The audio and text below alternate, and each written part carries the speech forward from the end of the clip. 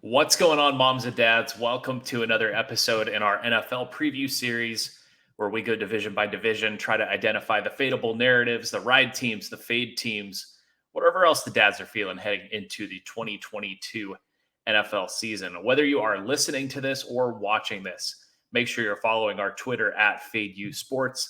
Make sure you're also subscribed to our YouTube page, the TikTok, the pod, all that good stuff, and all those links can be found in our pinned tweet, which again is on Twitter at FadeUSports. Today we are previewing the AFC South. This is the fourth of our division previews. If you missed our other ones, our other previews, check out those episodes either on Twitter. Get them on Twitter. They're on YouTube or in podcast form. And also check out our pod from earlier this week with Adam Trigger from Wager Talk. If you're looking to bet on football this season, that is definitely one you want to listen to. So, all right, boys, I'm here. My name is Matthew James. I'm here with Kmart tonight, and we invited a special guest to help us preview the AFC South because he is a big Colts fan and follows them extremely closely. And his name is also Kyle. Now, I mean, do we want to go back to the bachelor party and how the nicknames were decided? Have to. I don't think there's any avoiding that. Kmart, you want to take that? So totally Kyle here's my brother-in-law. And during our glorious bachelor party, I got coined Dumb Kyle because Smart Kyle over here is now in his residency program out in Florida. So it just kind of fit. And if you know me, I mean, I'm smart my own ways, but I'm Dumb Kyle. And that's kind of how I know it. And I was just like, hey, can't we just call him Dr. Kyle? And I'm Kyle, but yeah, I'm Dumb Kyle. And that's about all I have to say about that. No, I don't think it had anything to do with me and being intelligent. I think they just figured you and the other Kyle would be Dumb Kyle by default. Oh, great. Even less flattering than I put it. Yeah, the way I remember it is you were just Dumb Kyle so fast. It really had nothing to do with Dr. Kyle over here. And you were just Dumb Kyle by default. So, and it stuck. All my friends sold me out for a guy that they had just met. It's true. It's true. We met him that morning. Yeah. Well, Dr. Kyle, welcome and thanks for joining us for this one. This is your kind of your team's division. So we wanted to have you on and provide some perspective. So thank you. We'll talk some Indianapolis Colts here in a second, but let's look back at last season. Titans 12-5, which is still kind of hard to believe given the way they went out in the playoffs last year. Colts 9-8. We don't need to remind anybody what happened in Week 18 last year. Who did Texans they lose again? that team with 3 wins. The Texans were 4-13, and that somehow wasn't last place. The Jaguars, despite their Week 18 win, finished all of 3-14. Now, the win totals are not quite in that order for 2022. Colts are sitting at 10. The Titans are 9.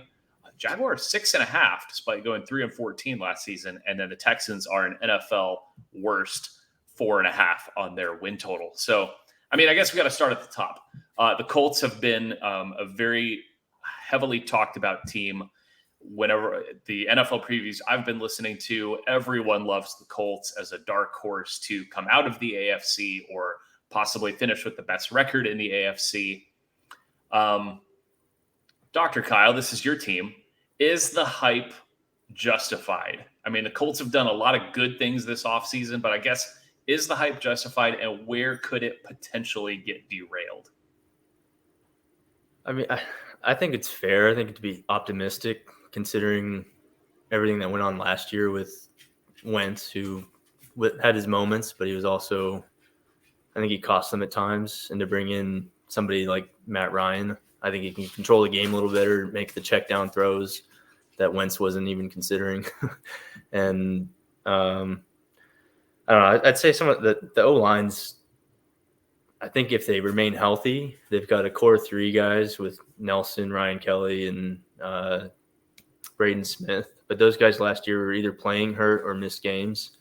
And they don't have a lot of depth there. They drafted some O-linemen this year. They're not going to be ready. I don't think. I mean, they'll cycle through, but they're not going to be plug-in guys. The defense actually made some good additions. They traded for Yannick. I'm not even try to pronounce his last name, Ngannou, and picked up Stephon Gilmore. So they already had a pretty solid defense to start.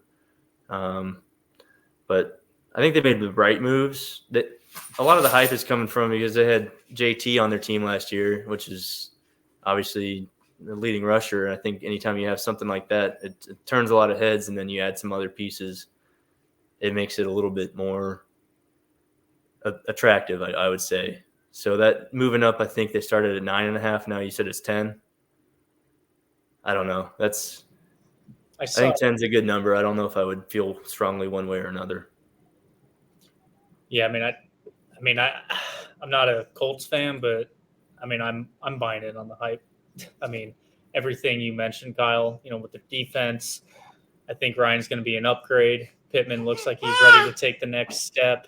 And, obviously they got the workhorse in JT. So, whether it's 9.5, 10, I'll take the over. I think they're probably going to take that division this year. And, I mean, barring injuries, I mean, that's the storyline. Which team can stay healthy, and the teams that have injuries, which teams have the depth to overcome it. And, in years past, that hasn't been the Colts, but I think they've addressed some of those needs, and they're ready to make a run. I mean, it's fair to also point out that you have the Colts who are on this ascending trajectory with all these upgrades and these good players at key positions. And we'll talk about the Titans here in a second, but many people expect them to take a bit of a step back. The Jaguars are still trying to find their way and establish a winning culture with yet another new coach. And, the Texans are going to be probably around the cellar of the entire league. So you have one team that's got all of these upward trajectory, arrows pointing up, and then the rest of the division is mediocre at best. I mean, if you're looking at the division as a whole, we hate to use the word should, because should doesn't often happen in the NFL, but Kyle, I mean, they're down here. But there are teams in this division that historically do play the Colts tough, right? Like we don't have to look too far back. Week 18 last year, all they need to do is beat the Jags. I mean, how big a favorite were they? Either 8 or 10 points, something like that. So pretty damn big. Yeah. And I mean, is there anything to that these other teams just find ways to play the Colts tough? Like, should we be wary of laying a lot of points with them in these division games against teams that otherwise are going to be pretty weak? I would, with the exception of maybe Houston. They played Houston twice last year, obviously, 31-0 and 31-3. Not to say that every New Year is going to be just like last year, and I wouldn't be excited to lay more than a 7 on pretty much anybody, to be honest. But no, they always play tough against Jacksonville. I think it's been like 6 years since they've won in Jacksonville, and I don't know. But one of the things I love Reich, and I think he's a good coach. I don't think he's not even the best coach in the division. I don't think. I think Vrabel has that right now. Colts usually start slow or they start hot and end slow. It's rare that they play a complete game, and I think that would be my biggest concern for them to actually make a legitimate run past, first or second round of the playoffs, is if they can. I mean, they fell apart against the Ravens. They were up by 3 scores with less than 10 minutes to go in that game. They lose in overtime. They need to win one of the last 2 games. Raiders at home in Indianapolis, and obviously Jags. It's just, I don't know. Hey, Matt, do you remember that collapse at Chris Duke's wedding? And a lot of us had the Colts in the contest. Yeah. Oh, yeah. I can't recall. Yeah, that's bad. Didn't they still cover, though? Wasn't it like a 4.5? Or no, it was down to 1. Yeah, I think early line versus closing line in that contest is what I can't remember. They might have covered contest but lost if you bet that Saturday or Sunday. I can't remember, but that sounds right. Well, if you're looking at how the Colts may start the season and how they may end the season. Weeks 1 and 2, they're both on the road, but they do go Houston, Jacksonville. I mean, you can't really dream up a better 2-game start than that. And then they do end the season at the Giants and then home for Houston in week 18. So, the opportunity will certainly be there for that team. There are high expectations, and in many cases they could be justified. So we'll see if the Colts can do it with old Matty Ice back there. Carson Wentz, good riddance. Let's talk about the Titans. They were the best record in the AFC last year, which is still really hard to believe that actually happened, considering they didn't have Derrick Henry for half the season. Kmart, it feels like I'm hearing a lot of people think that the Titans may take a step back, but it seems like this team is at their best when they're kind of counted out and when they're underdogs. So should we be careful not to sleep on Vrabel and company too much? Oh, absolutely. I mean, Kyle said it, best coach in that division and one of the best coaches in the entire league. Win total 9.5, probably going to be close. They could squeak in at the playoffs at 9-8, 10-7. It's in the AFC. It's tough to really know, but I have them as a team I'm probably going to ride early on because of their defense. I know I made fun of them a lot last year, and I'll probably do the same this year. Their offense is probably even going to be more vanilla, but I like Treylon Burks. I think it'll take a couple weeks to get him going. My daughter wants something to say too. They got Robert Woods. He looks like he's making a full recovery from his ACL injury. So I still think they have weapons, and they're built to compete. I don't think they're going to be laying over and just go from 12-5 to 7-10. Dr. Kyle, what about the Titans? As a Colts fan, as someone who's going to be invested in the Colts, the only thing standing in their way seems to be that team down there in Nashville. Do you still feel the same way about the Titans? Are they still the same kind of threat? Have they taken a step back in your eyes? I don't know if they've taken a step back. I think the only thing you could say is that with the Colts kind of on the other trajectory, that respectively they might not be seen as favorably. Obviously, they lost some big name receivers with Brown and Jones. Jones didn't, contribute a whole lot, but I think more than 50% of the target share left town this offseason. So, with the rookie, obviously we talked about Treylon and bringing in Woods. I don't think there's a huge step off, as big as as the press might be saying.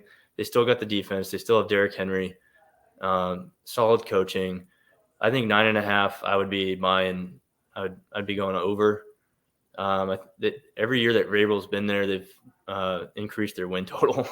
They just went 8, and then I think 8 and 9, then 11 and 12, obviously last year. And they're playing in kind of a scummy division with the other two teams. So I would go over. I think hopefully they get written off early, and like you said, we can ride them. Because last year I think they were a little bit overvalued, and I didn't like betting on them too much because it was just a little too juiced for me. But yeah, I remember they got killed week 1 against the Cardinals at home, and then there was that stretch kind of in the middle of the season. It might have even been after Henry went down, where they won 4 games in a row outright as an underdog, and there were some big games. They beat the Chiefs in there, they beat the Bills in there, they beat the Niners game was bad. I remember they beat the Rams on a Sunday night, I think.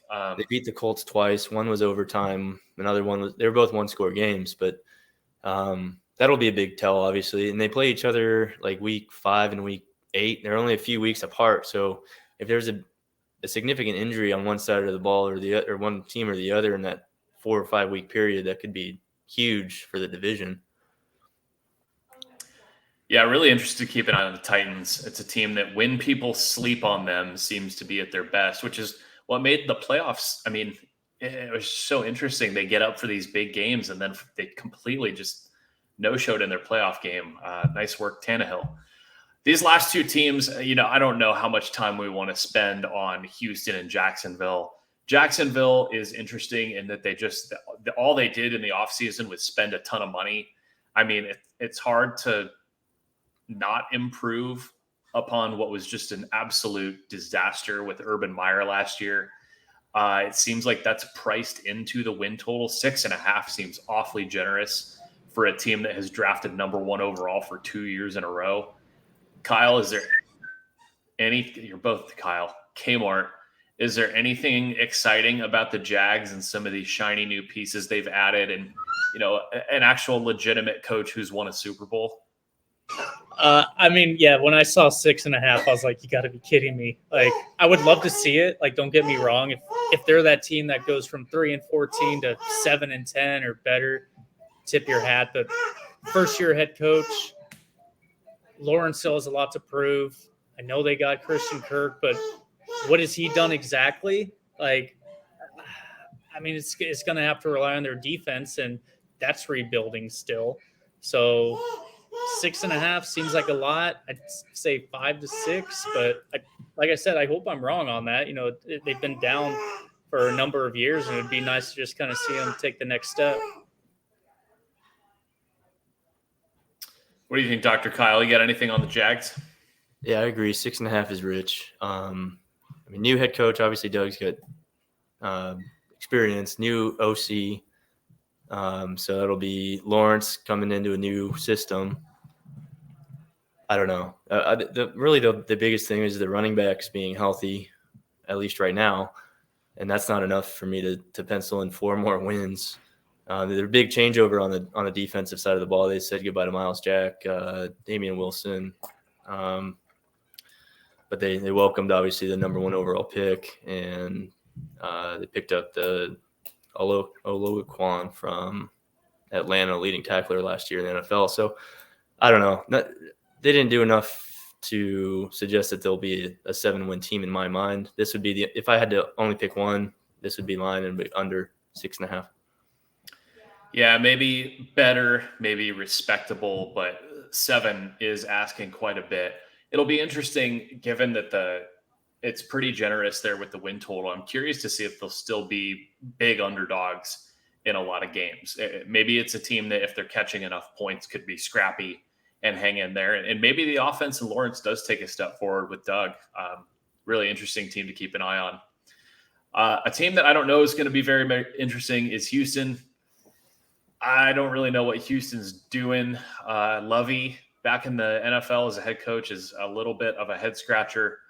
It's been a while since he was a head coach in the NFL, and it didn't exactly end great. They are in full rebuild mode. I mean, great for them for getting all the draft picks for Deshaun Watson, but they're kind of totally starting over. Kmart, what do we even say about the Texans? Somehow you bring up the Texans, and it's still all about Deshaun Watson. Like that's all I hear. It's like let's just move on. He's not even there anymore. But yeah, I mean, honestly, I like Davis Mills. Would love to see him do well, but I just don't think there's enough talent around that team. 4.5, it's probably going to go under. I wish Neil was here to tell us, what they've done and why they could go over. But I mean, I feel like even he, would be pretty down on his ball club. And depending on that line, I mean, this is probably still a team. I know I've said it in some of these previews before, but this could be a double-digit team that you just can't touch. Because I don't know how they're gonna compete. I know they're an NFL team, but I don't know. I can think of one person that will, and his name is. This is a Chris Duke team if I've ever seen it. This is going to be one where you've got to hold your nose and probably close your eyes and probably say a prayer if you're going to back these guys. Jump off a bridge when you keep losing on them. They're a couple years away, and I think they kind of know that. I mean, they're probably just trying to instill a professional culture, and they've got a lot of young dudes on this team. Dr. Kyle, Houston. I mean, could this team finish with the worst record in the league? No. I'll pencil Atlanta in for that, but I don't know. Actually, I might lean on the over for this. 4.5 is pretty low on a 17 game. Do you think this team finds 5 wins? Possibly. I don't know. I don't want to count them out just yet. I see 10 wins between Jacksonville and Houston. That'd be an interesting prop. A win total combined for Houston and Jacksonville. After 7-27 last year combined, that would be interesting. Yeah, I'm looking through the schedule. It looks like the AFC South plays the NFC East. There is a stretch where in November, Houston's going to play Philly, the Giants, and Washington. I'm going to really have to get used to Commanders playing them back to back to back. And then Miami, I mean, I guess in theory you could maybe go 2-2 in those games. And maybe there's 2 wins. I mean, they do end their last 3 games are all division games. Weeks 15 or 16, 17, 18, they go Titans, Jaguars, Colts. So, I mean, they'll have their opportunities at the end of the season to play spoiler against the teams in their division, but it's hard to get real excited. I mean, they'll have another high draft pick. Maybe they'll go quarterback if Mills if he doesn't elevate that team, but I don't know. I don't have anything else on these guys. Yeah, I think they're in the CJ Stroud sweepstakes. Yeah. Sounds about right. All right. Well, Kyle, thanks for joining us for this one. And I hope your Colts make you proud this season. Yeah, thanks for having me. It'll be fun to watch. And Kmart will catch you in Vegas this weekend. And then for the other division previews coming up after our little trip here. Everybody, thank you for listening. Check out the other ones. Look forward to 4 more here starting next week. Probably do 2 next week, 2 the following week. And then it's about time to get ready for some football. So we'll catch everybody next time.